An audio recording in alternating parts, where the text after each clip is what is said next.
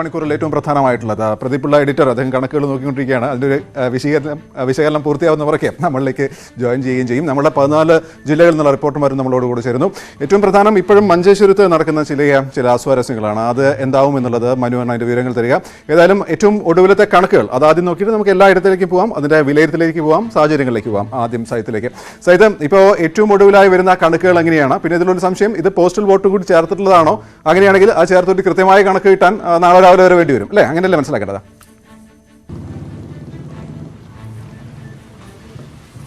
ഗോപി, അങ്ങനെ തന്നെ വേണം മനസ്സിലാക്കാൻ. നിലവിൽ ലഭിക്കുന്ന ഔദ്യോഗിക കണക്ക് പ്രകാരം 73.58% സംസ്ഥാനത്തെ പോളിംഗ് ശതമാനം.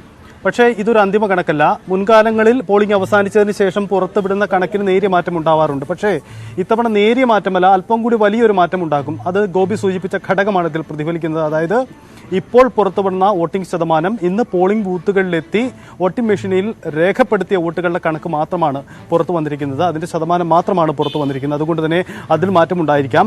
നമുക്ക് ഏകദേശം അതിൻ്റെ ഒരു ചിത്രം പരിശോധിക്കുമ്പോൾ സംസ്ഥാനത്ത് 80 വയസ്സിന് മുകളിലുള്ളവർ ഏകദേശം 6 ലക്ഷത്തോളം പേർ വരും. ഇതിൽ എത്ര ശതമാനം ആളുകാർ ഈ പോസ്റ്റൽ വോട്ടുകൾ വീടുകളിലെത്തി അതിന് സ്വീകരിച്ചു എന്ന കാര്യത്തിൽ ഒരു കൃത്യമായ കണക്ക് ഇതുവരെയും പുറത്തു വന്നിട്ടില്ല. അതുകൊണ്ട് തന്നെ ഇക്കാര്യത്തിൽ ഒരു വ്യക്തതയില്ല. എന്നിരുന്നാലും ഒരു കാര്യം നമുക്ക് വ്യക്തമാണ്, ഏകദേശം 3% ഡിഫറൻസ് നിലവിൽ പുറത്തു വന്ന കണക്കിനേക്കാൾ മാറ്റമുണ്ടാവാനാണ് സാധ്യത. അങ്ങനെയെങ്കിൽ നിലവിലെ കണക്ക് 73.53% മാറ്റമുണ്ടാകുമ്പോൾ കഴിഞ്ഞ വർഷത്തെ 77% സമാനമായ ഒരു കണക്കിലേക്ക് സംസ്ഥാനത്തെ പോളിംഗ് ശതമാനം ഉയരും. ഇങ്ങനെ വേണം നമുക്ക് ഇപ്പോഴത്തെ കണക്കിൽ നിന്നും പഠിക്കേണ്ട ഒരു കാര്യം. എന്തായാലും ആ തരത്തിലേക്ക് തന്നെയാണ് സൂചന വരുന്നത്. ഗോപി, ഞാൻ മറ്റ് വിശദാംശങ്ങളിലേക്ക് പോകുന്നതിന് മുമ്പ് ഒരു പ്രധാനപ്പെട്ട ഘടകം കൂടി പറയാം. അതായത് മുൻ വർഷം, അതായത് 2016 തെരഞ്ഞെടുപ്പിൽ സംസ്ഥാനത്തെ മൊത്തം പോളിംഗ് ശതമാനത്തിൽ പുരുഷ വോട്ടർമാർ 76%, സ്ത്രീ വോട്ടർമാർ 78%. പക്ഷേ ഇപ്പോൾ പുറത്തു വന്ന കണക്ക് പരിശോധിക്കുമ്പോൾ വ്യക്തമാവുന്ന കാര്യം, സംസ്ഥാനത്തെ സ്ത്രീ വോട്ടർമാരുടെയും പുരുഷ വോട്ടർമാരുടെയും പോളിംഗ് ശതമാനം ഏറെക്കുറെ സമാനമാണ് എന്ന ശ്രദ്ധേയമായ ഒരു കണക്കുണ്ട്. അതായത് മുൻ വർഷത്തേക്കാൾ സ്ത്രീ വോട്ടർമാരുടെ എണ്ണം കുറഞ്ഞോ എന്നതിൽ ഒരു വ്യക്തത വരേണ്ടതുണ്ട്. എന്തായാലും അന്തിമ കണക്ക് വരുമ്പോൾ മാത്രമേ അക്കാര്യത്തിലൊരു വ്യക്തത ഉണ്ടാവുകയുള്ളൂ. പ്രാഥമിക കണക്കാണ് പുറത്തു വന്നിരിക്കുന്നത്. അതുപ്രകാരം 73.58% പോളിംഗ് ശതമാനം. അത് ഏകദേശം 3% അതിൽ മാറ്റമുണ്ടാവാം. നാളെ മാത്രമേ അതിൻ്റെ അന്തിമ കണക്ക് പുറത്തു വരികയുള്ളൂ. അങ്ങനെയെങ്കിൽ 77% എന്ന കഴിഞ്ഞ വർഷത്തെ 2016 കണക്കിന് സമാനമായ ഒരു കണക്കിലേക്ക് തന്നെ സംസ്ഥാനത്തെ പോളിംഗ് ശതമാനം ഉയരും. സാഹിത്യ, അങ്ങനെയാണെങ്കിൽ ഇപ്പോൾ 73 എന്ന് പറയുന്നത് പെട്ടെന്ന് നമ്മൾ കേൾക്കുമ്പോൾ അത് കുറഞ്ഞ നിരക്കാണെന്ന് തോന്നുമെങ്കിലും ഇപ്പോൾ സാഹിത്യം സൂചിപ്പിച്ച പോയിന്റ്, അത് വോട്ടിംഗ്, പോസ്റ്റൽ വോട്ടിംഗ്, നേരത്തെയുള്ള വോട്ടിംഗ് ഇതെല്ലാം കൂടി ചേരുമ്പോൾ 76 അല്ലെങ്കിൽ 77 വരാനുള്ള സാധ്യതയാണ് ഇപ്പോഴും നിലനിൽക്കുന്നത്. അതിൽ വ്യക്തത വേണം. പക്ഷേ നമ്മൾ കാണേണ്ടത്, ഇപ്പോൾ ലോക്സഭയിലാവട്ടെ ഈ ഒരു ശതമാനമായിരുന്നു വന്നിരുന്നത്, നിയമസഭയിലാവട്ടെ ഏകദേശം ഇതേ ഒരു ശതമാനം. ഇത്ര ഒരു ഉയർന്ന ശതമാനം ഒരു തരംഗത്തിൻ്റെ സൂചനയാണ് എന്നൊക്കെ ആ ഘട്ടങ്ങളിലൊക്കെ പലരും വിലയിരുത്തിയിരുന്നു. ഇപ്പോഴും ആർക്ക് അനുകൂലമായി മാറുമെന്ന് നമുക്ക് പറയാൻ പറ്റില്ല. എന്നിരുന്നാൽ തന്നെയും അത്തരം ഒരു നിശബ്ദ തരംഗം ഉണ്ട് എന്ന് തന്നെ ആണോ മനസ്സിലാക്കേണ്ടത് ഈ സൈത്ത് സൂചിപ്പിച്ച പോലെ ഈ 76 മുകളിലേക്ക് എത്തുമ്പോൾ?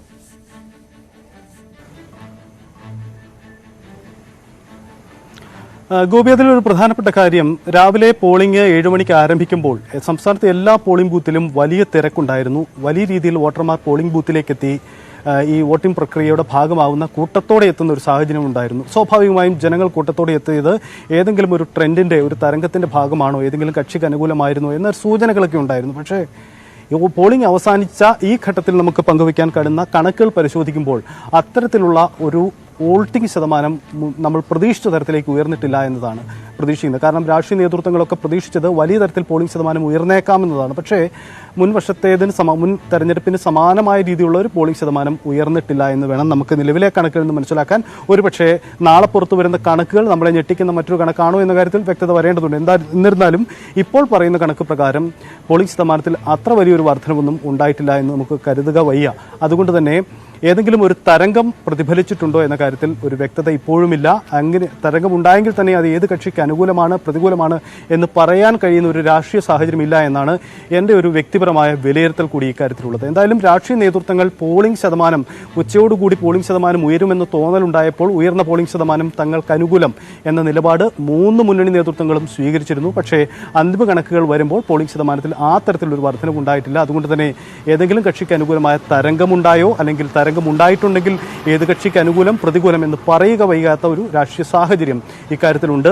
ചുരുക്കിൽ പറഞ്ഞാൽ തെരഞ്ഞെടുപ്പ് പ്രചരണ രംഗത്ത് തുടക്കം മുതലുണ്ടായിരുന്ന സസ്പെൻസ് അടുത്ത മാസം ജനവിധി പുറത്തു വരുമ്പോൾ ഈ പെട്ടി പൊട്ടിക്കുമ്പോൾ വരെ ആ സസ്പെൻസ് നിലനിൽക്കുന്ന സാഹചര്യത്തിലേക്ക് തന്നെയാണ് പോകുന്നത്. രാഷ്ട്രീയ നേതൃത്വങ്ങളുടെ കണക്കെടുപ്പുകൾ എത്ര കണ്ട് ശരിയാകുമെന്ന ചോദ്യവും ഇവിടെ അവശേഷിക്കുന്നു. തീർച്ചയായും സൈത്ത്, ജനമനസ്സിന്റെ കാര്യത്തിൽ നമ്മളും വിദ്യാർത്ഥികൾ തന്നെയാണ്. ഓരോ തെരഞ്ഞെടുപ്പും നമ്മൾ ഓരോന്ന് പഠിപ്പിക്കുന്നുണ്ട്. സ്വാഭാവികമായിട്ടും ഈ തെരഞ്ഞെടുപ്പ് നമ്മൾ എന്തൊക്കെ പഠിപ്പിക്കുന്നു എന്നുള്ളത് കൂടി നോക്കാം. സൈത്ത് പറഞ്ഞതുപോലെ തന്നെ കണക്കുകൾ വെച്ച് നോക്കുമ്പോൾ അതിൽ വിശകലനം നടത്തുക, പ്രവചനം നൽകുക എന്നുള്ളതൊക്കെ ഈ ഘട്ടത്തിൽ അസംഭവ്യമായ കാര്യങ്ങളാണ്. അതും വരും ദിവസങ്ങളിൽ അതിൻ്റെ കൂടുതൽ വ്യക്തത ഉണ്ടാവുകയും ചെയ്യും. ഏതായാലും ഷാഹിദിലേക്ക് വരുമ്പോൾ, ഷാഹിദ്, ഈ ലോക്സഭാ തെരഞ്ഞെടുപ്പിലെ ന്യൂനപക്ഷങ്ങളുടെ ഒരു ഒന്നടങ്കം UDF-നെ പിന്തുണയ്ക്കുന്ന ഒരു ഘടകം ഉണ്ടായിരുന്നു. അങ്ങനെ എന്തെങ്കിലും ഇത്തവണ ശ്രദ്ധിക്കപ്പെട്ടു? പക്ഷേ പ്രത്യേകിച്ച് മലപ്പുറത്തൊക്കെ വോട്ടിംഗ് ശതമാനം കുറയുകയാണ് ഉണ്ടായത്, അല്ലേ ഷാഹിദ്?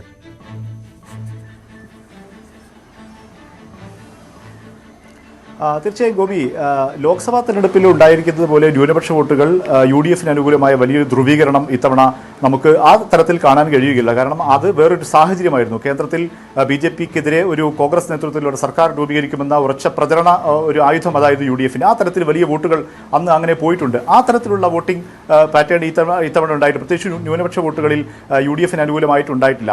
മറിച്ച് മറ്റൊരു കാര്യം, നേരത്തെ സജിത് സൂചിപ്പിച്ചതുപോലെ, നമ്മൾ കഴിഞ്ഞ ദിവസങ്ങളിൽ ചർച്ച ചെയ്തതുപോലെ, സർക്കാർ അനുകൂലമായ അല്ലെങ്കിൽ തുടർ ഭരണത്തിന് അനുകൂലമായ ഒരു തരംഗം പൊതു വോട്ടർമാരിലുണ്ടായി. പ്രത്യേകിച്ചും അതിൻ്റെ ഒരു പെർസെൻറ്റേജ് ന്യൂനപക്ഷ വോട്ടുകളിലും ഉണ്ടാകും എന്നുള്ള തരത്തിലുള്ള ഒരു വിശകലനങ്ങളും ആ തരത്തിലുള്ള വിലയിരുത്തലും ഒക്കെ വന്നിരുന്നു. പക്ഷേ ഇപ്പോൾ വോട്ടിംഗ് ശതമാന കണക്ക് വെച്ച് നോക്കുകയാണെങ്കിൽ നമുക്ക് 2016 പ്രത്യേകിച്ചും വടക്കൻ മലബാറിലെ അല്ലെങ്കിൽ പ്രത്യേകിച്ച് കോഴിക്കോടൊക്കെ എടുത്തു നോക്കുകയാണെങ്കിൽ 81%-ലധികമായിരുന്നു. 81.73% 2016 നിയമസഭാ തെരഞ്ഞെടുപ്പിൽ ഉണ്ടായിരുന്ന പോളിംഗ് ശതമാനം. അന്ന് നമുക്കറിയാം ന്യൂനപക്ഷ വോട്ടുകൾ വലിയ തോതിൽ LDF-ന് അനുകൂലമായി വന്നിരുന്നു.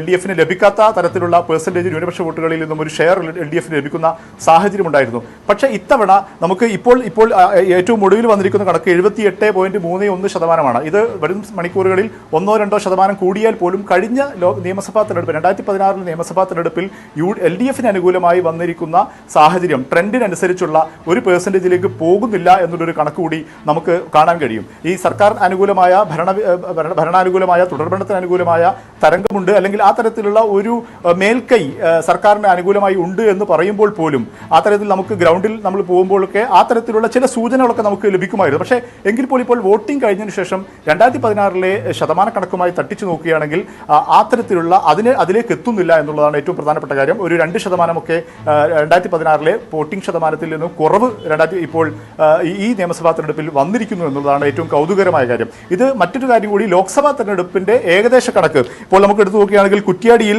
ലോക്സഭാ തെരഞ്ഞെടുപ്പിൽ 78.68% പോളിംഗ്. ഇപ്പോൾ ഏറ്റവും ഒടുവിൽ ഇപ്പോൾ വന്നിരിക്കുന്നത് 81.12%. ഒപ്പം തന്നെ കൊയിലാണ്ടിയിൽ കഴിഞ്ഞ 2016 നിയമസഭാ തെരഞ്ഞെടുപ്പിൽ 81.21% ലോക്സഭാ തെരഞ്ഞെടുപ്പിൽ 79.33 വന്നു. ഇപ്പോൾ ഇന്ന് പോളിംഗ് അവസാനിച്ച ശേഷമുള്ള ശതമാനം 77.33. അതായത് ലോക്സഭാ തെരഞ്ഞെടുപ്പിന്റെ ശതമാന കണക്കിന് സമാനമായ രീതിയിലാണ് ഇപ്പോൾ ഇന്ന് പോളിംഗ് അവസാനിച്ചപ്പോൾ 2021 നിയമസഭാ തെരഞ്ഞെടുപ്പിലെ പോളിംഗ് ശതമാനത്തിലെ കണക്ക്. അതായത് ലോക്സഭാ തെരഞ്ഞെടുപ്പിലെ ശതമാന കണക്കിന് ചേർന്ന് നിൽക്കുന്ന ഒരു ശതമാന കണക്കാണ് ഇപ്പോൾ നമുക്ക് ലഭിക്കുന്നത്. പക്ഷേ അപ്പോൾ നമ്മൾ ശ്രദ്ധിക്കേണ്ടത്, ലോക്സഭാ തെരഞ്ഞെടുപ്പിൽ UDF അനുകൂലമായി വലിയ തരംഗമുണ്ടായിരുന്നു. ആ തരത്തിലുള്ള തരംഗം ഇപ്പോൾ ഉണ്ടായിട്ടില്ല. ഇപ്പോൾ ഈ വന്നിരിക്കുന്ന ശതമാന കണക്ക് എവിടേക്കാണ് പോയിരിക്കുന്നത് എന്ന് വളരെ രാഷ്ട്രീയമായി പഠന വിഷയമായ കാര്യം തന്നെയാണ്. ഒരു കാര്യം വിഷയം, ഈ കണ്ണൂർ കണക്ക് എങ്ങനെയാണ്? അത് ലോക്സഭാ തെരഞ്ഞെടുപ്പിൽ എൻ്റെ ഓർമ്മ ശരിയാണെങ്കിൽ 80-ന് മുകളിൽ പോളിംഗ് ഉണ്ടായത് ഇടം. അവിടെ ഇപ്പോൾ ഒടുവിൽ വരുന്ന കണക്ക് എങ്ങനെയാണ്?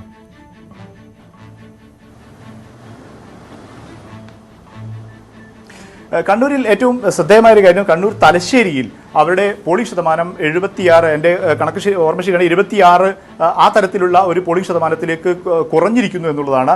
അത് വലിയ തോതിലുള്ള ഒരു കുറവ് അവിടെ ഉണ്ടായിട്ടുണ്ട്. അതിനൊരു കാരണവുമുണ്ട്. അവിടെ BJP-ക്ക് അവിടെ സ്ഥാനാർത്ഥി ഉണ്ടായിരുന്നില്ല. അതുമായി ബന്ധപ്പെട്ട ചില ആശയക്കുഴപ്പങ്ങൾ അവിടെ ഉണ്ടായിരുന്നു. അതുകൊണ്ടായിരിക്കാം എന്നുള്ള ഒരു സൂചന ചിലർ നൽകുന്നുണ്ട്. മറ്റൊന്ന്, അത് LDF-ന്റെ വോട്ട് കുറഞ്ഞതാണ്. ആ തരത്തിലുള്ള ചില വിലയിരുത്തലുകളും UDF നേതാക്കന്മാരുടെ ഭാഗത്തു നിന്ന് ഉണ്ടാകുന്നുണ്ട്. പൊതുവെ മറ്റ് കണ്ണൂർ മട്ടന്നൂർ ഉൾപ്പെടെയുള്ള സ്ഥലങ്ങളിൽ അവിടെയൊക്കെ വലിയ ശതമാനത്തിലേക്ക് തന്നെ വന്നിട്ടുണ്ട്. അവർ പ്രതീക്ഷിച്ച അല്ലെങ്കിൽ സാധാരണ കണ്ടുവരുന്ന ശതമാന കണക്കിലേക്ക് വന്നിട്ടുണ്ട് എന്നുള്ളത് ശ്രദ്ധേയമായ കാര്യമാണ്.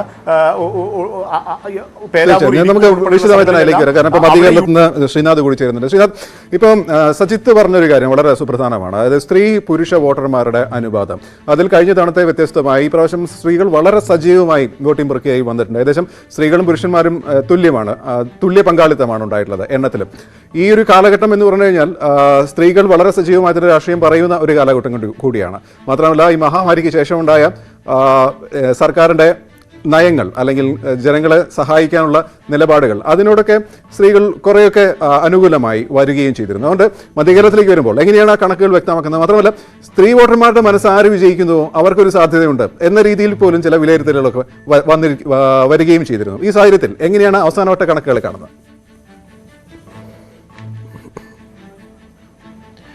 ഗോപി, ഈ കണക്കുകൾ നമ്മൾ പരിശോധിക്കുമ്പോൾ നമുക്ക് മനസ്സിലാകുന്നത് കഴിഞ്ഞ പ്രാവശ്യത്തെ ഒരു വോട്ടിംഗ് പാറ്റേണിൽ നിന്ന് വലിയൊരു വ്യത്യാസം ഇത്തവണ കാണുന്നില്ല എന്നുള്ളതാണ് നമ്മൾ മനസ്സിലാക്കേണ്ടത്. ഏതാണ്ട് ശതമാനക്കണക്കുകളുടെ നേരത്തെ പറഞ്ഞതുപോലെ സ്ത്രീ പുരുഷ വോട്ടർമാരുടെ കണക്കെടുത്താലും അതല്ലാതെ മൊത്തത്തിലുള്ള കണക്കെടുത്താലും നമുക്ക് മനസ്സിലാകുന്ന കാര്യം ഏതാണ്ട് കഴിഞ്ഞ പ്രാവശ്യത്തെ കണക്കിലേക്ക് എത്തുന്നു, അല്ലെങ്കിൽ അതിനേക്കാൾ ഒരല്പം കടന്നു നിൽക്കുന്നു എന്ന രീതിയിലാണ്. അല്ലാതെ വലിയൊരു വ്യത്യാസം ഇക്കാര്യത്തിൽ നമുക്ക് കാണാൻ കഴിയുന്നില്ല എന്നുള്ളത് ശ്രദ്ധേയമാണ്. അതായത് കഴിഞ്ഞ പ്രാവശ്യം 79.97% എറണാകുളം ജില്ലയിലെ വോട്ടിംഗ് ശതമാനമെങ്കിൽ ഇത്തവണ അത് ഇപ്പോഴത്തെ കണക്കനുസരിച്ച് ഏതാണ്ട് അരമണിക്കൂർ മുമ്പ് കിട്ടിയ കണക്കനുസരിച്ച് 74% ഒരു അന്തിമ കണക്ക് വരുമ്പോഴേക്കും ഏതാണ്ട് തീർച്ചയായിട്ടും അതൊരു 80% അല്ലെങ്കിൽ 82%, 81%-ത്തിലേക്കൊക്കെ എത്തി നിൽക്കും. പക്ഷേ വലിയൊരു മാറ്റം അല്ലെങ്കിൽ വലിയൊരു കയറ്റം ഉണ്ടായിട്ടില്ല ഈ കണക്കിൽ എന്ന് നമുക്ക് മനസ്സിലാക്കാൻ കഴിയും. ഏതാണ്ട് അതിന് സമാനമായ ഒരു വോട്ടിംഗ് പാറ്റേൺ ആണ്. പ്രത്യേകിച്ച് എറണാകുളത്ത് ഒരു പുതിയ രാഷ്ട്രീയ പരീക്ഷണം കൂടി ഇത്തവണ നമ്മൾ അതിന് കാഴ്ചക്കാരായിരുന്നു. 2020 എന്ന ഒരു പ്രസ്ഥാനം കൂടി, അതോടൊപ്പം തന്നെ V4 പീപ്പിൾ എന്ന ഒരു പ്രസ്ഥാനം, ഇവരുടെയൊക്കെ ഒരു പരീക്ഷണശാലയായി കൂടി എറണാകുളം ജില്ല ഇത്തവണത്തെ രാഷ്ട്രീയത്തെ നമുക്ക് കാണേണ്ടതുണ്ട്. പക്ഷേ അവരൊക്കെ വരുമ്പോഴും വോട്ടിംഗ് ശതമാനത്തിൽ വലിയൊരു കയറ്റം ഉണ്ടാകുന്നില്ല അല്ലെങ്കിൽ ഉയർച്ച ഉണ്ടാകുന്നില്ല എന്നുള്ളത് വലിയ ശ്രദ്ധേയമാണ്. അതേസമയം നമ്മൾ മനസ്സിലാക്കേണ്ട മറ്റൊരു കാര്യം, ഈ 2020 മത്സരിക്കുന്ന അവരുടേതായ ചില പഞ്ചായത്തുകളിൽ അവരുടേതായ ചില ബൂത്തുകളിൽ വൻതോതിൽ വോട്ട് വർദ്ധിച്ചിട്ടുണ്ട് എന്നുള്ളത് നമ്മൾ മനസ്സിലാക്കേണ്ടതുണ്ട്. അവിടുന്ന് പരമാവധി വോട്ടർമാരെ അവർക്ക് ബൂത്തുകളിൽ എത്തിക്കാൻ കഴിഞ്ഞിട്ടുണ്ട്. ഇത് എങ്ങനെ ഈ തെരഞ്ഞെടുപ്പിനെ ബാധിക്കും അല്ലെങ്കിൽ ഈ തെരഞ്ഞെടുപ്പിന്റെ ചിത്രത്തെ എങ്ങനെയായിരിക്കും അത് പ്രതിഫലിക്കുക എന്നുള്ളതാണ് ഏറ്റവും ശ്രദ്ധേയമായിട്ടുള്ള കാര്യം.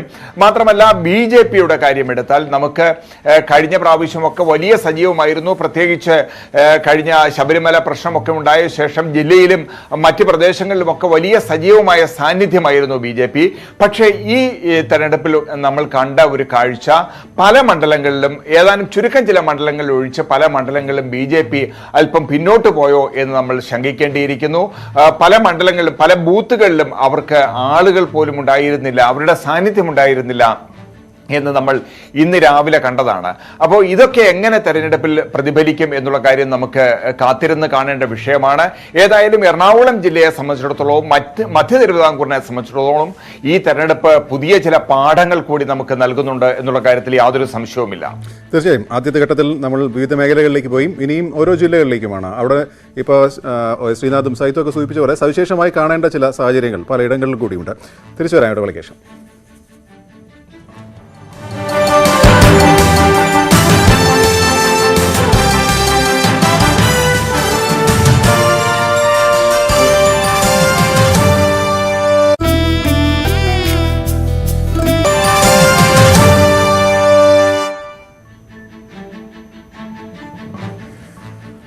നമ്മൾ തുടരുന്നു. ഏതായാലും ഈ ഘട്ടത്തിൽ നമ്മൾ സൂചിപ്പിച്ച പോലെ ഞങ്ങളുടെ എഡിറ്റർ ശ്രീ പ്രദീപ് പിള്ളയും ഞങ്ങളോട് കൂടെ ചേരുന്നുണ്ട്. അദ്ദേഹം കണക്കുകളും മറ്റും വിലയിരുത്തലും നോക്കലുമായിരുന്നു.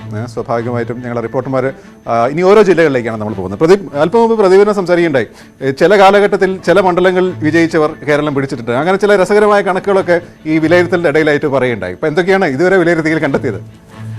ഗോപി, രാഷ്ട്രീയ കക്ഷികളെക്കാൾ അല്ലെങ്കിൽ നേതാക്കന്മാരെക്കാൾ വളരെ കഷ്ടമാണ് എൻ്റെ അവസ്ഥ. എത്ര കൂട്ടിയിട്ടും കിഴിച്ചിട്ടും ഒരു ചിത്രം വ്യക്തമാകുന്നില്ല. ഉച്ചയോടെ അല്ലെങ്കിൽ ഉച്ച കഴിഞ്ഞപ്പോൾ നേരത്തെ സജിത്തും ഷഹീദും ശ്രീനാഥും ഒക്കെ പറഞ്ഞ പോലെ ഒരു തരംഗത്തിന്റെ സൂചന വന്നിരുന്നു. ആ തരംഗത്തിന്റെ സൂചന കണ്ടപ്പോൾ ഒരുപക്ഷെ പ്രതീക്ഷയ്ക്കപ്പുറം ആകാംക്ഷയും അന്താളിമുപ്പും ഒക്കെയാണ് പല മുന്നണികളിലും ഉണ്ടായത്. ഇത് എങ്ങോട്ടാണ് ഈ പോക്ക്? ചിലർ സൈബർ ലോകത്ത് വന്ന് കുറിച്ചു, ഒന്നുകിൽ 100 സീറ്റോടുകൂടി ഇടതുമുന്നണി തിരിച്ചു വരും, അതല്ലെങ്കിൽ വലിയ വിനാശമാണ് കാത്തിരിക്കുന്നതെന്ന്. പക്ഷെ വൈകിട്ട് സജിത്തൊക്കെ പറഞ്ഞതുപോലെ ഈ പറയുന്ന പോലെ ഒരു ട്രെൻഡിലേക്ക് നീങ്ങിയിട്ടില്ല. അപ്പൊ നമുക്ക് അവരോട് തന്നെ ചോദിക്കാം. നേരത്തെ ഗോപി പറഞ്ഞ പോലെ ചില രസമുള്ള മണ്ഡലങ്ങൾ ഇതിനിടയ്ക്ക് കാണാൻ പറ്റി.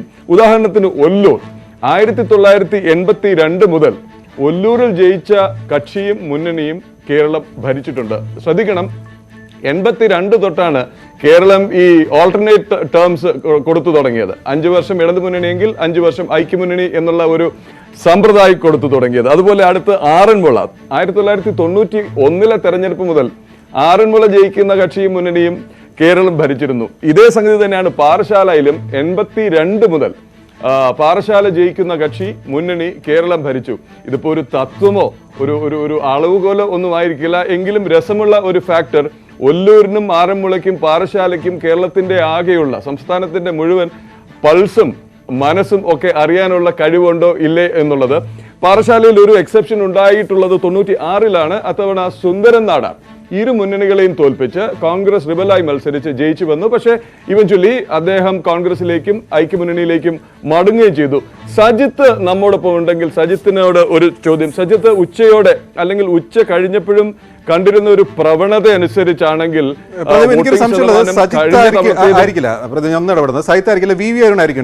വി അരുൺ ചേരുന്നു. അരുൺ, സജിത്ത് അല്പം മുമ്പ് നമ്മളോട് പറഞ്ഞത് തരംഗത്തിനുള്ള സാധ്യത ഇപ്പോൾ കാണുന്നില്ല എന്നുള്ളതാണ്. നമുക്കറിയാം, ഇപ്പോൾ നമുക്ക് ലഭിച്ചിട്ടുള്ള ഈ 73% കടന്നു എന്നുള്ള കണക്കുകൾ അന്തിമമല്ല. ഒരുപക്ഷെ നാളെ ഒരു സമയത്ത് മാത്രമേ കൃത്യമായ പോളിംഗ് ശതമാനം നമുക്ക് കിട്ടാനിടയുള്ളൂ. പക്ഷെ ഈ രാവിലെ അല്ലെങ്കിൽ ഉച്ചവരെ തരംഗം എന്ന് തോന്നിക്കുകയും പിന്നെ ഒന്ന് മന്ദഗതിയിലും ആവുകയും ചെയ്തത് ഒരുപക്ഷെ ആദ്യത്തെ പോളിംഗ് ശതമാനത്തിന്റെ കുതിച്ചു കയറ്റം കണ്ട് രാഷ്ട്രീയ നേതാക്കളും ഒപ്പം മാധ്യമ പ്രവർത്തകരും ഒന്ന് കൈവിട്ട് ചിന്തിച്ചതാണോ? മുൻ വർഷങ്ങളെ അപേക്ഷിച്ച് ഇത്തവണ പോളിംഗ് ബൂത്തുകളുടെ എണ്ണം കൂടുതലായിരുന്നു. അപ്പോൾ ഒരേ സമയം വോട്ട് ചെയ്യുന്നവരുടെ എണ്ണവും കൂടുതലായിരുന്നു. ക്യൂ നിൽക്കുന്നവരുടെ എണ്ണം ഒരുപക്ഷെ പകുതിയായി കുറയുകയും ഒരു ബൂത്തിൽ കാത്തു നിൽക്കേണ്ടവർ 2 ബൂത്തിൽ വോട്ട് ചെയ്യുകയും ഒക്കെ ചെയ്തിട്ടുണ്ട്. അരുൺ, മൊത്തത്തിലുള്ള ഒരു വിലയിരുത്തൽ എന്താണ്? രാവിലത്തെ വലിയ തിരക്ക് സജിത്ത് സൂചിപ്പിച്ച പോലെ തന്നെ ഒരു തരംഗത്തിലേക്ക്, ആർക്കനുകൂലമെന്നൊക്കെ പിന്നീട് വിലയിരുത്താൻ മാത്രം കഴിയുന്ന ഒരു തരംഗത്തിലേക്ക് എന്ന സൂചന തന്നെയായിരുന്നു. പക്ഷേ മറ്റു ചില കാരണങ്ങൾ ഉണ്ടാകാം. ഒന്ന്, രാവിലെ കടുത്ത ചൂടില്ലാത്ത സമയം, ആ സമയത്ത് പരമാവധി ആളുകൾ ബൂത്തിലേക്ക് എത്തിയതാണെന്നൊരു വിലയിരുത്തലുണ്ട്. വൈകിട്ട് മഴയ്ക്കുള്ള സാധ്യതയുണ്ട്. അതുകൊണ്ട് രാഷ്ട്രീയ പാർട്ടികൾ തങ്ങളുടെ വോട്ടുകൾ നേരത്തെ പോൾ ചെയ്യിക്കാനുള്ള ഒരു തന്ത്രത്തിന്റെ ഭാഗമായി അല്ലെങ്കിൽ ശ്രമത്തിന്റെ ഭാഗമായി ആകാം അത്തരമൊരു വലിയ തിരക്ക് രാവിലെ അനുഭവപ്പെട്ടതെന്നും വിലയിരുത്തലുണ്ട്. ഏതായാലും 74.2 8-15 വരെയുള്ള കണക്കനുസരിച്ചുള്ള സംസ്ഥാനത്തെ ആകെ പോളിംഗ് ശതമാനം. ഇതൊരു പക്ഷേ 75-ന് മുകളിലും 76-ഉം ഒക്കെ 74.53 74.02 തന്നെയാണ്. 53 മലപ്പുറം ലോക്സഭാ ഉപതെരഞ്ഞെടുപ്പിന്റെയാണ്. മറ്റ് കണക്ക് 75-76-ന് അടുത്തെത്തി നിൽക്കാൻ തന്നെയാണ് സാധ്യത. വലിയൊരു വർധന ഈ പോളിംഗ് ശതമാനത്തിൽ ഇത്തവണയും ഉണ്ടാകുന്നില്ല. അതുകൊണ്ട് തന്നെ ആർക്കെങ്കിലും അനുകൂലമായുള്ള ഒരു തരംഗമോ സർക്കാർ അനുകൂല തരംഗമോ അല്ലെങ്കിൽ സർക്കാർ വിരുദ്ധ തരംഗമോ എന്നും പറയാൻ കഴിയില്ല. ഓരോ മുന്നണികൾ അവരുടെ അവസാനവട്ട കണക്കുകൂട്ടലുകളാണ്. ഓഫ് ഹാൻഡായി എല്ലാവരും പറയുന്നത്. ഇടതുമുന്നണി പറയുന്നു അവർക്ക് തുടർഭരണം ഉറപ്പാണ്. 100-നടുത്ത് സീറ്റുകൾ അവകാശപ്പെടുന്നവരുണ്ട്. 80-ഉം 85-നും ഇടയ്ക്ക് പറയുന്ന നേതാക്കളുണ്ട്. UDF-ഉം വലിയ പ്രതീക്ഷ ഈ ഘട്ടത്തിൽ പറയുന്നു. അവർക്ക് ഭരണം ഉറപ്പാണ്. പോളിംഗിന്റെ അവസാന മണിക്കൂറിൽ AK-ആന്റണിയുടെ വാക്കുകൾ തന്നെയാണ്. ഇടതുമുന്നണിക്ക് തുടർഭരണം എന്ന സ്വപ്നം നഷ്ടമായിരിക്കുന്നു. അത്തരത്തിൽ UDF ഭരണം ഉറപ്പിക്കുന്നു. ഏതായാലും വരും മണിക്കൂറിൽ മാത്രമേ അല്ലെങ്കിൽ നാളെ കൊണ്ട് മാത്രമേ മുന്നണികളുടെ കൃത്യമായ ഒരു പൊളിറ്റിക്കൽ വെരിഫിക്കേഷനൊക്കെ നടത്തി ഈ ഒരു വോട്ട് കണക്കുകളും ആർക്ക് അനുകൂലമെന്നൊക്കെ പറയാൻ കഴിയുകയുള്ളൂ. ഏതായാലും ഇപ്പോൾ 2 മുന്നണികളും അവകാശവാദം ഉന്നയിക്കുന്നു. BJP-യും നില മെച്ചപ്പെടുത്തുമെന്ന പ്രതീക്ഷയിൽ തന്നെയാണ്. നേമത്ത് അവർ വിജയം ഉറപ്പിക്കുന്നു. കഴക്കൂട്ടത്ത് ശക്തമായ പോരാട്ടം നടന്നു. തിരുവനന്തപുരത്തെ കണക്കാണ് പറയുന്നത്. കഴക്കൂട്ടത്ത് ശക്തമായ പോരാട്ടം നടന്നു. തിരുവനന്തപുരം മണ്ഡലം അപ്രവചനീയ അവസ്ഥയിലേക്ക് അവസാന ഘട്ടത്തിലും നിൽക്കുന്നു എന്ന് വേണം മനസ്സിലാക്കാൻ. അത്തരത്തിൽ BJP-ക്കും തിരുവനന്തപുരത്ത് പോലും വലിയ പ്രതീക്ഷയുള്ള ഒന്നിലധികം മണ്ഡലങ്ങൾ. അതുകൊണ്ട് തന്നെ അവസാനവട്ട കണക്കെടുപ്പിൽ മാത്രമേ ഇത് വ്യക്തമാകൂ. നാളെ കൊണ്ട് മാത്രമേ അത് കൃത്യമായ ഒരു വിലയിരുത്തലുകളിലേക്ക് മുന്നണികൾക്ക് കടക്കാനും കഴിയൂ. ഇപ്പോൾ 3 മുന്നണികൾക്കും ഒരുപോലെ പ്രതീക്ഷയാണ് ഇപ്പോഴത്തെ പോളിംഗ് ശതമാനത്തിൽ. അതൊരു തരംഗം ഒരു ഭാഗത്തേക്കും ഉണ്ടായിട്ടില്ല എന്ന് തന്നെ വേണം ഈ ഘട്ടത്തിൽ മനസ്സിലാക്കാൻ. തദ്ദേശ തെരഞ്ഞെടുപ്പിലും സമാനമായിരുന്നു. ആദ്യ 2 ഘട്ടങ്ങളിലൊക്കെ രാവിലെ അതിശക്തമായ പോളിംഗ്, പിന്നീട് ഉച്ചയ്ക്ക് ശേഷം അത് കുറഞ്ഞു വന്ന് സാധാരണ ഒരു പോളിംഗ് ശതമാനത്തിലെ കണക്കുകൾ മാറി. അതുതന്നെയാണ് ഇന്നും കണ്ടതെന്ന് വേണം ഇപ്പോഴത്തെ ഒരു കണക്കുകൾ നോക്കുമ്പോൾ. അവസാനത്തെ ഉച്ചയ്ക്ക് ശേഷമുള്ള ഒരു മന്ദഗതിയിലെ പോളിംഗ് വിലയിരുത്തുമ്പോൾ നമുക്ക് മനസ്സിലാക്കാൻ കഴിയുന്നത്. പ്രദീപ് ഗോപി, ഇന്ന് നമ്മൾ പതിവില്ലാത്ത വിധം ചില അവകാശവാദങ്ങൾ, ചില പ്രസ്താവനകൾ, വളരെ വ്യത്യസ്തവും വിചിത്രവുമായ ചില പ്രഖ്യാപനങ്ങളിലൊക്കെ കണ്ടു. ഈ മുഖ്യമന്ത്രി വളരെ കൃത്യമായി പറയുന്നു ഇടതുമുന്നണി ചരിത്ര വിജയം നേടുമെന്ന്. പിന്നാലെ രമേശ് ചെന്നിത്തല പറയുന്നു ഐതിഹാസിക ജയം നേടും UDF എന്ന്. ഇതിനിടയിൽ നമ്മുടെ G. സുകുമാരൻ നായർ വന്നിട്ട് വിശ്വാസത്തിന്റെ വിഷയം എടുത്തിടുന്നു. AK ബാലൻ പ്രതികരിക്കുന്നു, G സുകുമാരൻ നായർ അതിനോട് രൂക്ഷമായി പ്രതികരിക്കുന്നു. വൈകുന്നേരത്തോടുകൂടി AK ആന്റണി വന്നിട്ട് വീണ്ടും അരക്കിട്ടുറപ്പിച്ച് പറയുന്നു, ഇത്തവണ എന്തൊക്കെ ചെയ്താലും അവർ ഭരണത്തിലിരിക്കുകയാണ്, അവർ എന്ത് ചെയ്യാനും മടിക്കില്ല, പക്ഷേ ഭരണം UDF തന്നെ എന്ന് പറയുന്നു. ചുരുക്കത്തിൽ ഇന്നും വളരെ വ്യക്തവും അതല്ലെങ്കിൽ അവ്യക്തം അതല്ലെങ്കിൽ ഇൻഡയറക്റ്റ് ആയിട്ടുള്ള ചില മാർഗങ്ങളിലൂടെ വോട്ടർമാരെ സ്വാധീനിക്കാൻ അല്ലെങ്കിൽ വോട്ട് ഒഴുകേണ്ടത് ഇങ്ങോട്ടാണ് എന്നൊരു സന്ദേശം കൊടുക്കാൻ കൂടിയല്ലേ ഇന്ന് ശ്രമമുണ്ടായത്. തീർച്ചയായും അവസാന നിമിഷം വരെ അതിനുള്ള അവകാശവാദങ്ങൾക്കുള്ള സാധ്യതകളുണ്ടല്ലോ. ഏതായാലും ഇതിപ്പോൾ അത് കഴിഞ്ഞതിന് ശേഷം ചിലയിടങ്ങളിലൊക്കെ ചെറിയ തോതിൽ അസ്വാരസ്യങ്ങളുടെ വരുന്നത്. അതുകൊണ്ട് ഇത് ഇന്ന് തന്നെ തീരുന്ന ഒരു സസ്പെൻസ് അല്ല.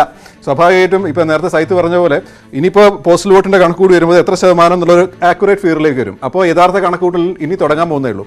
ഏതായാലും ഈ ദിവസത്തിൽ അവകാശവാദങ്ങൾ തന്നെയാണ് ഈ ദിവസത്തെ ലൈവാക്കി നിർത്തിയത് എന്ന് പറയാതെ വയ്യ.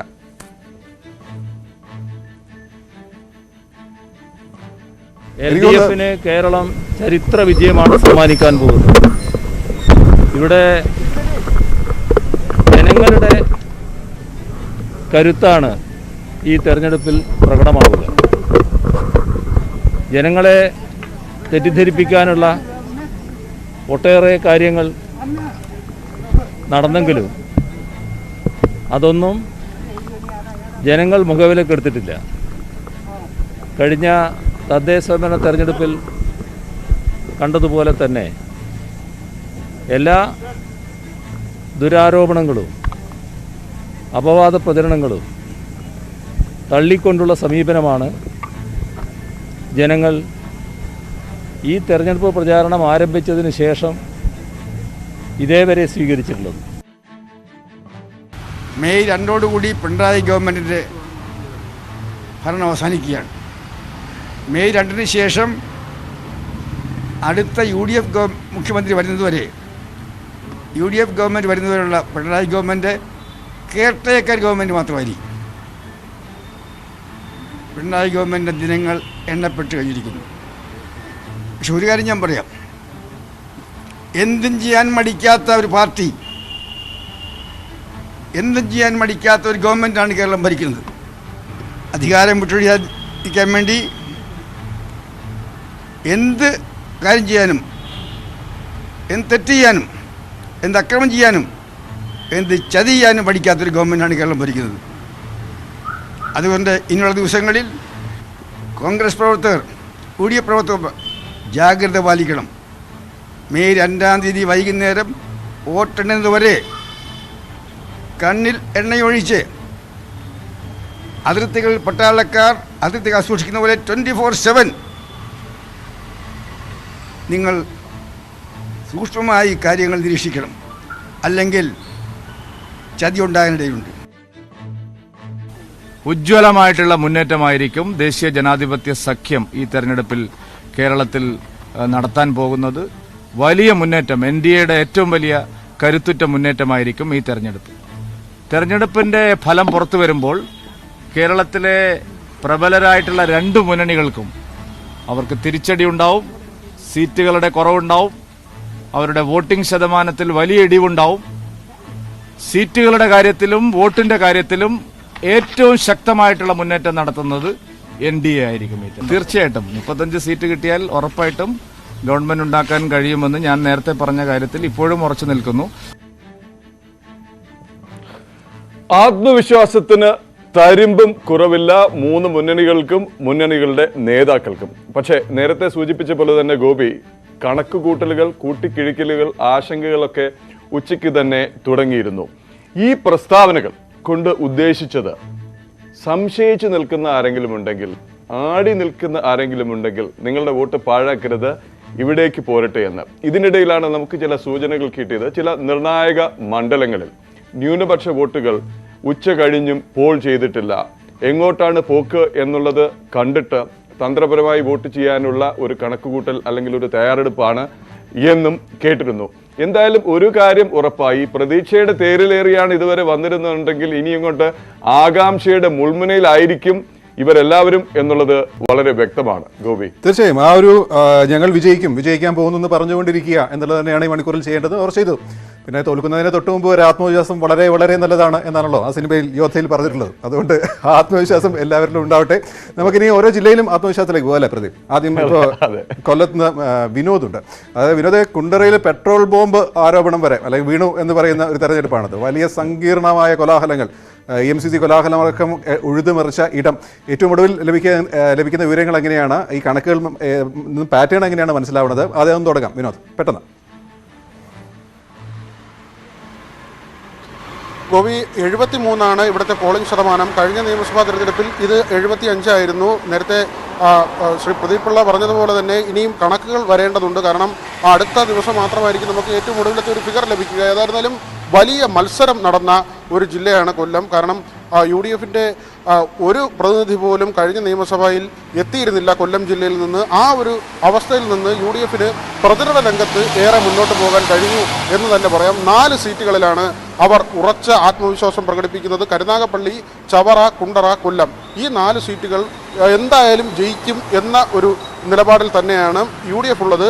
പക്ഷേ രാഷ്ട്രീയ നിരീക്ഷകരും ചില മുതിർന്ന മാധ്യമ പ്രവർത്തകരുമൊക്കെ പങ്കുവയ്ക്കുന്ന ഒരു കാര്യം, കരുനാഗപ്പള്ളിയിലും ചവറയിലും UDFിന് വലിയ സാധ്യതയുണ്ട്. പക്ഷേ കുണ്ടറയും കൊല്ലവും അത്ര കണ്ട് ഉറപ്പിച്ച് പറയുന്നില്ല. വലിയ മത്സരം നടക്കാൻ സാധ്യതയുള്ളതാണ്. ഗോപി സൂചിപ്പിച്ചതുപോലെ തന്നെ EMCCയുമായി ബന്ധപ്പെട്ട ഏറ്റവും വലിയ വിവാദം ചർച്ചയായ ജില്ല കൂടിയാണ് കൊല്ലം. മാത്രവുമല്ല, മന്ത്രി മേഴ്സിക്കുട്ടിയമ്മയുടെ നാട് മന്ത്രി ഈ തവണ കുണ്ടറയിൽ മത്സരിക്കുകയും ചെയ്തു. രമേശ് ചെന്നിത്തലയുടെ യാത്ര കൊല്ലത്തെത്തുമ്പോഴാണ് അദ്ദേഹം ആഴക്കടൽ മത്സ്യബന്ധന വിവാദവുമായി ബന്ധപ്പെട്ട കാര്യങ്ങൾ വെളിപ്പെടുത്തുന്നത്. അതിനുശേഷം വലിയ തിരയടിയായിരുന്നു വിവാദങ്ങളുടെ, വാദപ്രതിവാദങ്ങളുടെ. പ്രതിപക്ഷവും ഭരണപക്ഷവും ഓരോ ദിവസവും ഏറ്റുമുട്ടുകയായിരുന്നു. അതിൻ്റെ അലയൊലി ഏറ്റവും കൂടുതൽ പ്രതിഫലിച്ചത് കൊല്ലത്തെ പ്രചരണ വേദികളിലായിരുന്നു. ലത്തീൻ സഭ എടുത്ത നിലപാട്, പ്രത്യേകിച്ച് സർക്കാരിനെതിരെ ഇടയലേഖനം വായിച്ചു. അൽമായ സംഘടന അവർ ലേഖനമിറക്കി വിശ്വാസികൾക്കിടയിൽ അത് വിതരണം ചെയ്തു. അതെല്ലാം തന്നെ തീരദേശത്ത് UDFിന് ഗുണകരമായി മാറും എന്ന പ്രതീക്ഷയാണ് വലത് ക്യാമ്പിനുള്ളത്. അതേസമയം മറ്റിടങ്ങളിലെ വോട്ട് കൊണ്ട് ഏതെങ്കിലും തരത്തിൽ തീരദേശത്ത് അങ്ങനെ ഒരു തിരിച്ചടി ഉണ്ടായാൽ മറ്റിടങ്ങളിലെ വോട്ട് കൊണ്ട് ആ ഒരു കുറവ് പരിഹരിക്കാമെന്ന് LDFും കരുതുന്നുണ്ട്. 9 സീറ്റുകൾ വരെ ചില ഇടത് നേതാക്കൾ പറയുന്നുണ്ട്. 2 സീറ്റുകൾ ഒരുപക്ഷെ നഷ്ടപ്പെട്ടേക്കാമെന്ന് അവർ കൂടി സമ്മതിക്കുന്നുണ്ട്. പക്ഷേ മത്സരം തണുന്ന മറ്റ് ഇടങ്ങൾ കൂടിയുണ്ട്. കുന്നത്തൂരുണ്ട്, പത്തനാപുരമുണ്ട്, ചടയമംഗലമുണ്ട്. ഇങ്ങനെ 3 സീറ്റുകളിൽ കൂടി വളരെ വിപുലമായ അല്ലെങ്കിൽ വാശിയേറിയ മത്സരം നടന്ന സ്ഥലങ്ങളാണ്. കശുവണ്ടി മേഖലയുമായി ബന്ധപ്പെട്ട വലിയ വിവാദങ്ങൾ വന്നു. ഈ കഴിഞ്ഞ ലോക്ക്ഡൗൺ സമയത്ത് തന്നെ 6 സ്വകാര്യ കശുവണ്ടി ഫാക്ടറി ഉടമകളായ 6 പേർ ആത്മഹത്യ ചെയ്യുന്ന ഒരു സാഹചര്യമുണ്ടായി. ഇതിന് കാരണക്കാർ സർക്കാരാണ് എന്ന തരത്തിലായിരുന്നു പ്രതിപക്ഷത്തിൻ്റെ ആരോപണം. അതേസമയം 6 കോടി രൂപ ഗ്രാറ്റുവിറ്റി ഉൾപ്പെടെ തൊഴിലാളികൾക്ക് വിതരണം ചെയ്തു. ഈ ഒരു കാര്യം പറഞ്ഞ് സർക്കാർ അതിനെ പ്രതിരോധിച്ചു. ഫാക്ടറികൾ പൂട്ടിക്കിടന്നത് പ്രതിപക്ഷം ഉയർത്തിക്കൊണ്ടുവന്നു. എന്നാൽ തോട്ടണ്ടി ഇറക്കുമതി ഉൾപ്പെടെയുള്ള കാര്യങ്ങൾ പറഞ്ഞ് സർക്കാർ അതിനുള്ള മറുപടിയും നൽകി. വലിയ വാദപ്രതിവാദങ്ങളും തർക്കവും നടന്നാണ്. ഗോപി ഇന്ന് സൂചിപ്പിച്ചത് EMCC ഇന്ന് പോലും പോളിംഗ് ദിനത്തിൽ പോലും ചർച്ചയായി. കാരണം ഷിജു വർഗീസ്, അത് EMCCയുടെ ഡയറക്ടറാണ്, കുണ്ടറയിലെ സ്ഥാനാർത്ഥിയാണ്. അദ്ദേഹം ആത്മഹത്യ നടത്തി ഈ തിരഞ്ഞെടുപ്പിനെ അട്ടിമറിക്കാൻ ശ്രമിക്കുന്നു എന്നാണ് മേഴ്സിക്കുട്ടിയമ്മ രാവിലെ പറഞ്ഞത്. പക്ഷേ തൊട്ട് പിന്നാലെ കസ്റ്റഡിയിലോ അറസ്റ്റിലോ അല്ല ഷിജു വർഗീസ് എന്ന് പറഞ്ഞ് പോലീസ് മേഴ്സിക്കുട്ടിയമ്മയുടെ വാദങ്ങളെ തള്ളിക്കളഞ്ഞു. പിന്നീട് ഷിജു വർഗീസ് തന്നെ പറഞ്ഞത് അദ്ദേഹത്തിന്റെ വാഹനം കൊല്ലം ഏറ്റവും സജീവമായി തന്നെ നമ്മൾ നോക്കിയിരുന്നതാണ്. അതിൻ്റെ ഒരു റിസൾട്ട്, അതിൻ്റെ വോട്ടിംഗ് പാറ്റേൺ തുടങ്ങിയ കാര്യങ്ങളെ കുറിച്ചൊക്കെ ഏതായാലും അതിൻ്റെ ഒരു കണക്കുകൾ കൃത്യമായി വരുമ്പോഴേ കുറച്ചും കൂടി വ്യക്തത ഉണ്ടാവുള്ളൂ അല്ലേ പ്രദീപ്? ഏതായാലും വിനോദ്, നന്ദി വിവരങ്ങൾക്ക്. പ്രദീപിന്റെ അടുത്ത ഘട്ടത്തിൽ നമ്മൾ തിരുവനന്തപുരത്തേക്ക് ഒന്നുകൂടി പോകുന്നു അല്ലേ? അരുണിന്റെ അടുത്തേക്ക് ഒന്നുകൂടി പോകണം. 2-3 കാര്യങ്ങൾ അരുണിനോട് ചോദിക്കേണ്ടതുണ്ട്. അരുൺ, ഒന്നാമത് നിയമം, അവകാശവാദത്തിന് യാതൊരു കുറവുമില്ലാത്ത മണ്ഡലം. കഴിഞ്ഞ 2 തവണയും UDF ദയനീയമായി 3ാം സ്ഥാനത്തേക്ക് താഴേക്ക് പതിക്കുകയും BJP മുന്നിൽ വരികയും ചെയ്യുന്ന കാഴ്ച നാം കണ്ടു. നിയമസഭാ തെരഞ്ഞെടുപ്പിലും ലോക്സഭാ തെരഞ്ഞെടുപ്പിലും ശശി തരൂർ ജയിച്ച ലോക്സഭാ തെരഞ്ഞെടുപ്പിൽ പോലും നേമം മണ്ഡലം BJPക്ക് ഒപ്പം നിന്നു. ഇത്തവണ BJPയെ നേരിടാൻ ഒരു ശക്തനെ ഇറക്കും, ഒരു കരുത്തൻ വരും, നിങ്ങളെല്ലാവരും അറിയുന്നയാളായിരിക്കും എന്നൊക്കെ പറഞ്ഞ് പല പേരുകൾ പറഞ്ഞു. പാവം പുതുപ്പള്ളിയിൽ നിന്ന് ഉമ്മൻചാണ്ടിയെ വരെ കൊണ്ടിറക്കി, എന്നിട്ട് തിരിച്ചുവിട്ടു. ഒടുവിൽ എന്തായാലും തിരുവനന്തപുരത്ത് അറിയപ്പെടുന്ന സംസ്ഥാനം ഒട്ടാകെ കരുത്ത് തെളിയിച്ചിട്ടുള്ള K മുരളീധരൻ വന്നതോടുകൂടി നേമത്തെ ചിത്രം മാറി എന്നുള്ളത് വ്യക്തം. അത് എത്രത്തോളം മാറി? കഴിഞ്ഞ കോർപ്പറേഷൻ തെരഞ്ഞെടുപ്പിൽ 21-ൽ 14 സീറ്റ് അല്ലെ എന്നാണ് എൻ്റെ ഒരു ഓർമ്മ നേടിയ BJP 3 തെരഞ്ഞെടുപ്പിൽ, അതായത് ലോക്സഭാ തെരഞ്ഞെടുപ്പ്, നിയമസഭാ തെരഞ്ഞെടുപ്പ്, ലോക്സഭാ തെരഞ്ഞെടുപ്പ്, കോർപ്പറേഷൻ തെരഞ്ഞെടുപ്പിൽ സ്റ്റഡിയായി ലീഡ് നിലനിർത്തി, അതായത് കൃത്യമായ സംഘടനാ ബലം, അടിത്തറ ഉണ്ട് എന്ന് തെളിയിച്ച മണ്ഡലം.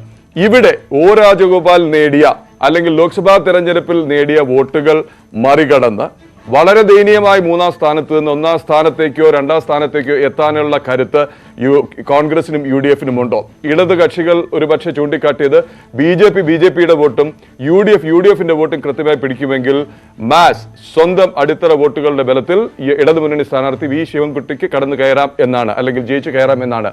അതേസമയം ശിവൻകുട്ടിക്ക് കഴിഞ്ഞ തവണ കിട്ടിയ ന്യൂനപക്ഷ വോട്ടുകളും BJP-ക്ക് കഴിഞ്ഞ തവണ പോയ ഭൂരിപക്ഷ വോട്ടുകളും സമാഹരിച്ച് ഒരു അപ്രതീക്ഷിത വിജയിയായി കെ മുരളീധരൻ വരും എന്നുള്ള അവകാശവാദമാണ് നേമത്ത് UDF ഉന്നയിച്ചത്. മറ്റു മണ്ഡലങ്ങളിലേക്ക് വരാം. നേമത്തെ സ്ഥിതിയെക്കുറിച്ച് എന്തെങ്കിലും പറയാൻ പറ്റുമോ? അരുണിനെ ഈ 1-2 മണ്ഡലങ്ങളുടെ കാര്യങ്ങൾ കൂടി ചോദിച്ചിട്ട് മോചിപ്പിച്ചേക്കാം. പുലർച്ചെ ഫീൽഡിൽ ഇറങ്ങിയതാണെന്ന് അറിയാം. അരുൺ.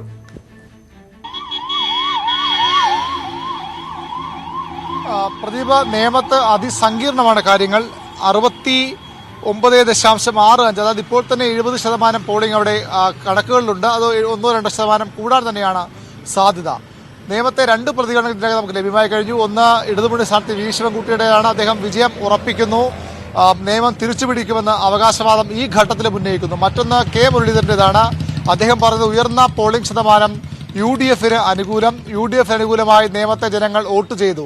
ഈ 2 പ്രതികരണങ്ങളാണ് ഇതിനകം ലഭിച്ചിട്ടുള്ളത്. കുമ്മനത്തിന്റെ പ്രതികരണത്തിന് നമ്മൾ ശ്രമിക്കുന്നുണ്ട്. ഏതായാലും നേമത്തെ 3 മുന്നണികൾക്കും അവകാശവാദം മാത്രമാണ് ഈ ഘട്ടത്തിലുള്ളത്. ആർക്കും കൃത്യമായി ഒരു കണക്കുകൾ നിരത്താനില്ല. നേമത്തെ കണക്കുകളിലേക്ക് പോകുമ്പോൾ അവിടെ 32,000-ഓളം ന്യൂനപക്ഷ വോട്ടുകൾ അതിനിർണായകമാണ്. കഴിഞ്ഞ നിയമസഭാ തെരഞ്ഞെടുപ്പിൽ വി ശിവൻകുട്ടിക്ക് ഇതിൽ ഭൂരിഭാഗം വോട്ടുകളും വി ശിവൻകുട്ടിക്കാണ് ലഭിച്ചത്. വി ശിവൻകുട്ടിക്ക് തന്നെ അവർ വോട്ട് ചെയ്യുകയായിരുന്നു BJP-യോടെ ജയിക്കാതിരിക്കാൻ. പക്ഷേ അവിടെ അവരുടെ കണക്കുകൂട്ടലുകൾ തെറ്റി, CPM-ന്റെ കണക്കുകൂട്ടലുകൾ തെറ്റി. വെറും 13,000-ൽ താഴെ വോട്ടിനെ UDF ഒതുങ്ങുമ്പോൾ അവിടെ BJP ജയിച്ചു കയറുകയാണ്. അതുകൊണ്ട് തന്നെ ഇത്തവണ ന്യൂനപക്ഷങ്ങൾ അവസാന നിമിഷം വരെ കാത്തിരിക്കുകയായിരുന്നു ആർക്ക് വോട്ട് ചെയ്യണം.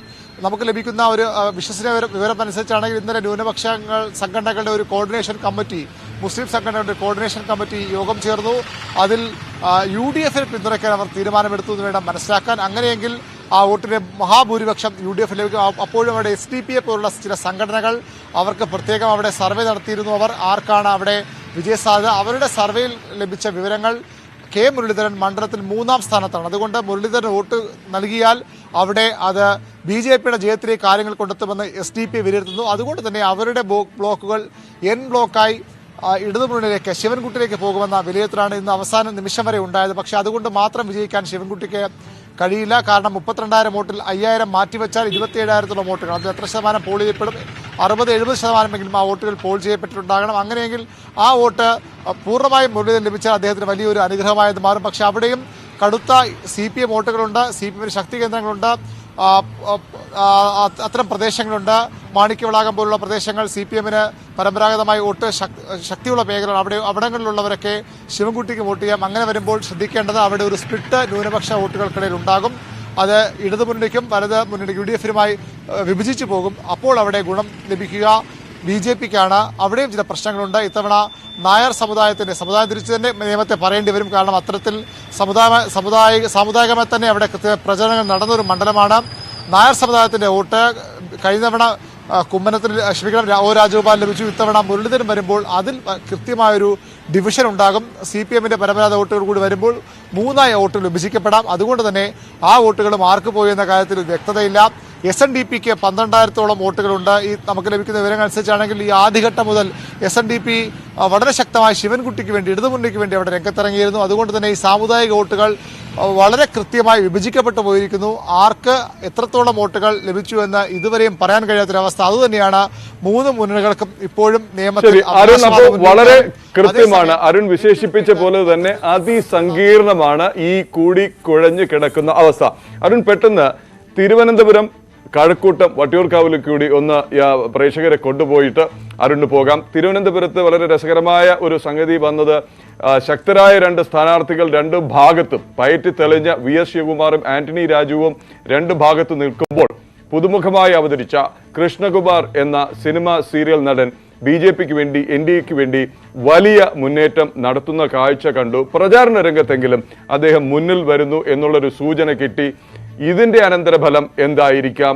എങ്ങോട്ടേക്കെങ്കിലും വോട്ട് മറിക്കാനോ ഉള്ള സാധ്യതയുണ്ട്. അവിടെ ഒരു സർപ്രൈസിന് സാധ്യതയുണ്ട്. അതുപോലെ തന്നെ വട്ടിയൂർക്കാവ്, കഴക്കൂട്ടം വലിയ പ്രതീക്ഷയും അവകാശവാദവും മൂന്ന് മുന്നണികളും ഉന്നയിച്ച മണ്ഡലങ്ങൾ. അരുൺ.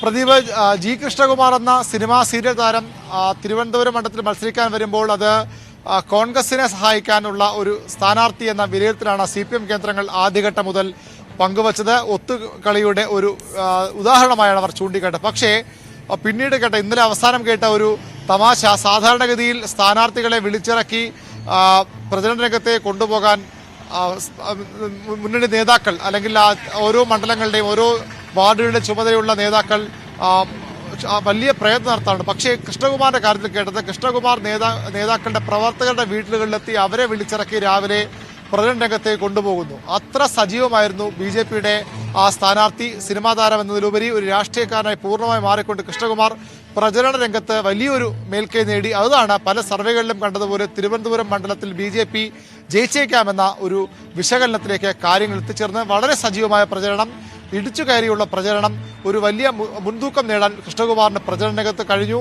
ശിവകുമാറിനെതിരെ ഒരു 2 തവണ ജയിച്ച ഒരു MLA നിലയിലുള്ള ഒരു അല്ലെങ്കിൽ ഒരു ആ തരത്തിലുള്ളൊരു വിരുദ്ധ വികാരം അവിടെ നിലനിന്നു എന്ന് സത്യമാണ്. പക്ഷേ അവസാന നിമിഷം അത് മറികടക്കാൻ ശിവകുമാറിന് കഴിഞ്ഞിട്ടുണ്ടെന്നാണ് കോൺഗ്രസ് ക്യാമ്പിന്റെ വിലയിരുത്തൽ. അവിടെയും ന്യൂനപക്ഷ സമുദായങ്ങളുടെ വോട്ട് വളരെ പ്രധാനമാണ്. തീരദേശ വാർഡുകൾ 8 തീരദേശ വാർഡുകൾ തിരുവനന്തപുരം മണ്ഡലത്തിലുണ്ട്. ആ തീരദേശ വാർഡുകൾ വിധിയെഴുതും അവിടെ ആര് വിജയിക്കണമെന്ന്. അത് ശിവകുമാർ അനുകൂലം മാറിയെന്നാണ് UDF കേന്ദ്രങ്ങൾ കരുതുന്നത്. പക്ഷേ ആന്റണി രാജുവും വലിയ ആത്മവിശ്വാസത്തിലാണ്. ശിവകുമാറിനെതിരെ എതിർ വോട്ടുകളുണ്ട്, അത് മറ്റാർക്കും പോകില്ല. ആ എതിർ വോട്ടുകൾ തനിക്ക് അനുകൂലമാകും. പ്രത്യേകിച്ച് പൂന്തറയിൽ നിന്നുള്ള ആളാണ് അദ്ദേഹം. അദ്ദേഹത്തിന് തീരദേശ മേഖലയിൽ ശക്തമായ സ്വാധീനമുള്ള ആളാണ്. അതും CPMന്റെ രാഷ്ട്രീയ വോട്ടുകൾ കൂടിയാകുമ്പോൾ തനിക്ക് വിജയിച്ചു കയറാമെന്ന് ആന്റണി രാജു കരുതുന്നു. BJPയും ശക്തമായ പ്രതീക്ഷ. തിരുവനന്തപുരത്തും അവസാനവട്ട കണക്കുകളിലേക്ക് അല്പം കൂടി നമുക്ക് അതിന്റെ വിശദാംശങ്ങളിലേക്ക് ഇതുവരെയും പോകാൻ കഴിഞ്ഞിട്ടില്ല. പക്ഷേ തിരുവനന്തപുരത്തും 3 പേർക്കും ഒരുപോലെ പ്രതീക്ഷ. ശിവകുമാറിന് ഉറച്ച വിജയപ്രതീക്ഷ അവസാന ഘട്ടത്തിലുണ്ട് എന്ന് വേണം മനസ്സിലാക്കാൻ. കൃഷ്ണകുമാർ ജയിക്കുമെന്നൊരു പ്രചരണം ശിവകുമാറിന് അനുകൂലമായി മാറിയെന്ന വിലയിരുത്തലുമുണ്ട്. കാരണം സർവേകൾ വന്നതോടുകൂടി തന്നെ അത് BJPയോട് ജയിക്കാൻ പോകുന്നു. അതുകൊണ്ട് ന്യൂനപക്ഷ വോട്ടുകൾ ഒന്നിച്ചു നിൽക്കണമെന്നൊരു സന്ദേശം അവിടെ പ്രചരിച്ചിരുന്നു. അത്തരത്തിൽ ചില യോഗങ്ങൾ നടന്നതായി വിവരമുണ്ട്. അതുകൊണ്ട് തന്നെ ശിവകുമാർ അവിടെ ഇപ്പോൾ വിജയം ഉറപ്പിച്ചു നിൽക്കുന്നു. പക്ഷേ അതേസമയം കൃഷ്ണകുമാറിലൂടെ BJPയും ആന്റണി രാജുവിലൂടെ ഇടതുമുന്നണിയും അവിടെ പ്രതീക്ഷ കൈവിടുന്നില്ലെന്ന് വേണം തിരുവനന്തപുരം മണ്ഡലത്തെ ചുരുക്കി പറയാൻ. വട്ടിയൂർക്കാവിൽ ഒരു ഏകപക്ഷീയമായ പോരാട്ടമെന്നാണ് ഇടതു കേന്ദ്രങ്ങൾ വിശേഷിപ്പിക്കുന്നത്. 2ഉം 3ഉം സ്ഥാനത്തിലേക്ക് വേണ്ടി BJPയും UDFും മത്സരിക്കുന്നു എന്ന് പറയുന്നു. അവിടെ BJPയും പ്രതീക്ഷ കൈവിട്ടിട്ടില്ല. UDFിന്റെ കാര്യം അവിടെ അത്ര ആത്മവിശ്വാസത്തോടെ UDF നേതാക്കൾ തന്നെ അവിടെ വിജയിക്കുമെന്ന് പറഞ്ഞു കേൾക്കുന്നില്ല. അവിടെ പ്രശാന്തിന് ഒരുപക്ഷെ ഒരു കൃത്യമായൊരു എഡ്ജ്, ഒരു മുൻതൂക്കം അവിടെ പ്രശാന്തിനുണ്ട് എന്ന് വേണം പറയാൻ. കഴക്കൂട്ടം നമുക്കറിയാം അതിശക്തമായ പോരാട്ടമാണ് നടന്നത്. വൈകി വന്ന ശോഭാ സുരേന്ദ്രൻ വളരെ വേഗത്തിൽ മുന്നേറുന്ന കാഴ്ചയാണ് അവിടെ കണ്ടത്. ഡോക്ടർ SS ലാൽ UDFിന്റെ സ്ഥാനാർത്ഥി, അദ്ദേഹത്തെ നിരവധി പരിമിതികൾ പറഞ്ഞു കേട്ടു. പക്ഷേ ഇന്ന് നമ്മൾ ഈ തെരഞ്ഞെടുപ്പ് റിപ്പോർട്ട് ചെയ്യുമ്പോൾ, ഇന്നത്തെ മണ്ഡലത്തിന്റെ വിവിധ ഭാഗങ്ങൾ സഞ്ചരിക്കുമ്പോൾ അങ്ങനെയല്ല കാര്യങ്ങൾ. ഇടതുമുന്നണിയുടെ ശക്തി കേന്ദ്രങ്ങളുണ്ട് അവിടെ കൃത്യമായി. കടകംപള്ളി, കാട്ടായിക്കോണം പോലുള്ള മേഖലകൾ, കുളത്തൂർ, ആറ്റിപ്പുറ പോലുള്ള മേഖലകളിലൊക്കെ കടകംപള്ളിക്കും ഇടതുമുന്നണിക്കും വലിയ ഒരു മുൻതൂക്കമുണ്ട്, മുന്നേറ്റമുണ്ട്. അതുപോലെ BJPയുടെ ശക്തി കേന്ദ്രങ്ങളുണ്ട്. അവിടെ BJPയും നല്ല രീതിയിൽ വോട്ട് പിടിക്കുന്നു. SS ലാലും തീരെ മോശമാകുന്ന തരത്തിലല്ല അദ്ദേഹത്തിന്റെ. അപ്പോ 3 കൂട്ടരും പ്രതീക്ഷ കൈവിടുന്നില്ല, അവകാശവാദങ്ങൾ കൈവിടുന്നില്ല. അരുൺ, രാവിലെ മുതൽ പുലർച്ചെ മുതൽ ഓരോ മിനിറ്റിലും ഓരോ മണിക്കൂറിലും നമുക്ക് ഏറ്റവും പുതിയ വിവരങ്ങൾ, ഏറ്റവും പുതിയ പോളിംഗ് ശതമാനം തിരുവനന്തപുരം മുതൽ കാസർഗോഡ് വരെയുള്ള നമ്മുടെ പ്രതിനിധികൾ തന്നു. നന്ദി VV അരുൺ. നമുക്കിനി ആലപ്പുഴ മുതൽ കാസർഗോഡ് വരെ പോകേണ്ടതുണ്ട്. തൽക്കാലം ഒരു ചെറിയ ഇടവേളയിലേക്ക് പോവുകയാണ്. അത് കഴിഞ്ഞ് തിരിച്ചെത്താം.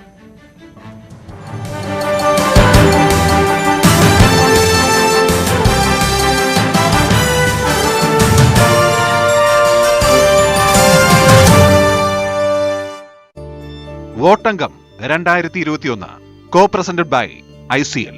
ICL Fincor.